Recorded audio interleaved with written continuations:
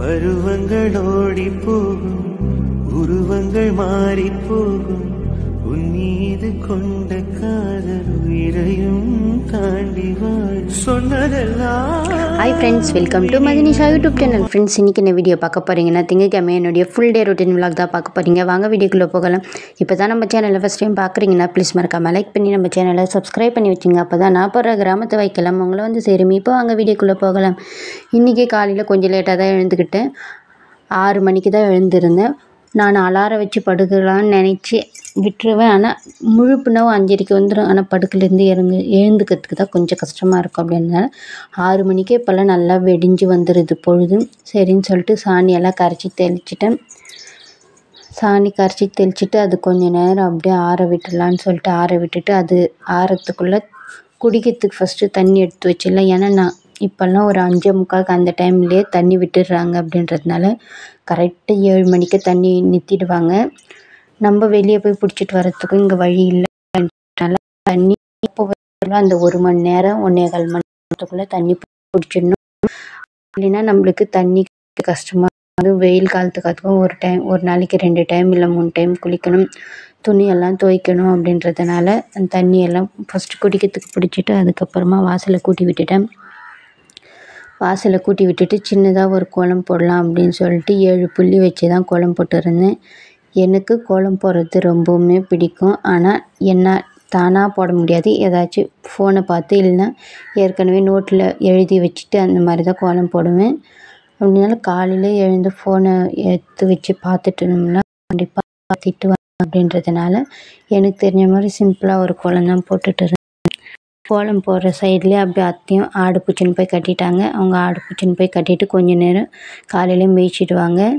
நான் அதுக்கு வாசலெல்லாம் கூட்டிகிட்டு கோலமெல்லாம் போட்டு முடிச்சுட்டு அதுக்கப்புறமா தான் ட்ரம்முக்கெல்லாம் தண்ணி பிடிச்சி எல்லா பாத்திரத்துக்கும் தண்ணியெல்லாம் நிரப்பிடுவேன். அப்படியே சைடு பை சைடு சமையலுமே செஞ்சு முடிச்சிடுவேன்.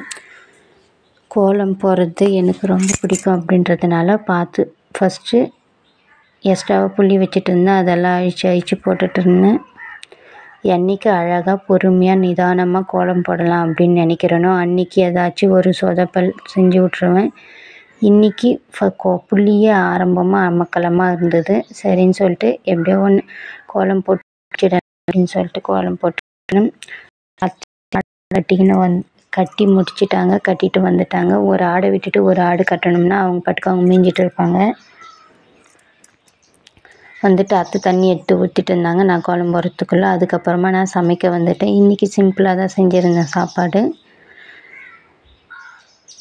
கோலம்லாம் போட்டு செம்மண் விட்டால் தான் எனக்கு நல்லாயிருக்கும். எனக்கு இந்த மாதிரி கோலத்தை விட கலர் கோலம் போடுறது ரொம்ப பிடிக்கும். ஆனால் கலர் கோலம் போட்டோம்னா கொஞ்சம் பொறுமையாக நிதானமாக கலர் அடிக்கிற மாதிரி இருக்கும். அதெல்லாம் பண்ணிகிட்டு இருந்தோம்னா தண்ணி நின்றுடும். அதுக்கப்புறமா தண்ணிக்கு சிங்கி அடிக்க வேண்டியது தான். அப்படின்றதுனால கோலத்தை சிம்பிளாக தான் போட்டுருந்தேன்.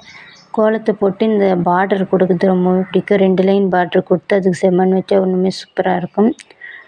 எனக்கு தெரிஞ்ச மாதிரி ஏதோ ஒரு கோலம் போட்டோமா அப்படின்னு சொல்லிட்டு போட்டுட்டு சமைக்க வந்தாச்சு. இதெல்லாம் போட்டு முடிச்சதுக்கப்புறமா தான் டீயே போடுவேன். டீ எல்லாம் போட்டு குடிச்சிட்டு சிம்பிளாக சமையல் செஞ்சு முடிச்சுட்டு இது மதியம் எடுத்த வீடியோ தான். மதியம் வெறும் சாதம் சாம்பாராக சாப்பிட்றதுக்கு கொஞ்சம் கஷ்டமாக இருக்குது. அப்படின்றதுனால சரி வீட்டில் முட்டை இருந்தது, இன்றைக்கி மண்டே தானே அப்படின்னு சொல்லிட்டு முட்டை குழம்பு முட்டையை வச்சு ஆம்லேட் போட்டு கொடுத்தேன்.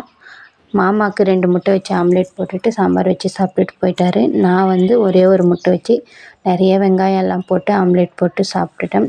சாப்பாடு ஆம்லேட்டு சாம்பார் வச்சு சாப்பிட்டு முடிச்சுட்டு கொஞ்சம் நேரம் ரிலாக்ஸாக இருக்கலாம். லைட்டாக தலைவலிக்கிறாப்புல இருந்தது. அப்படின்றதுனால சாப்பாடு சாப்பிட்டுட்டு அதுக்கப்புறமா ஒரு கப் அளவுக்கு டீ குடிச்சிருந்தேன். நான் ஒரு டீ போயிட்டு வெயில் காலம் மழை காலம்னாலாம் பார்க்கறதே கிடையாது. எனக்கு எப்போ தோணுதோ பால் இருந்தால் போட்டு குடிச்சிடும். அப்படி பால் இல்லைன்னா black coffee or black tea ஏதாச்சும் ஒன்று குடிச்சிடணும். குடிக்காமலாம் இருக்கக்கூடாது.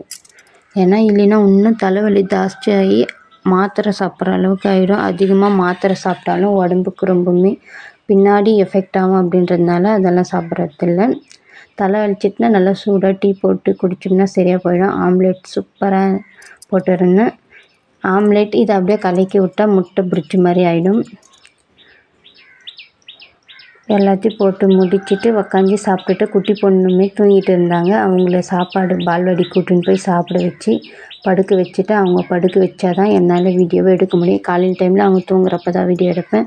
அவங்க முழிச்சு இருக்கிறப்ப வீடியோ எடுக்க முடியாது அப்படின்னால தூங்குறப்ப தான் வீடியோ எடுத்துகிட்டு இருப்பேன்.